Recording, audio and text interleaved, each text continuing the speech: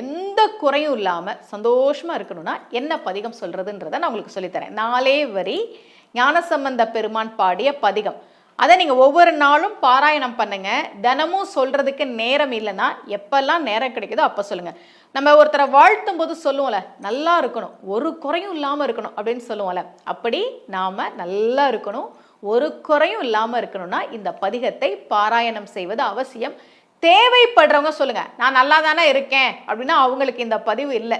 யாரு கஷ்டப்பட்டுட்டு இருக்கிறாங்களோ, வாழ்க்கையில நிறைய குறை இருக்கே, எப்போ இதெல்லாம் சரியாகும் அப்படின்னு மனசுல சஞ்சலத்தோட இருக்கிறாங்களோ அவங்களுக்கான பதிவு தான் இந்த பதிவு. அந்த பதிகத்தை நான் சொல்றேன்.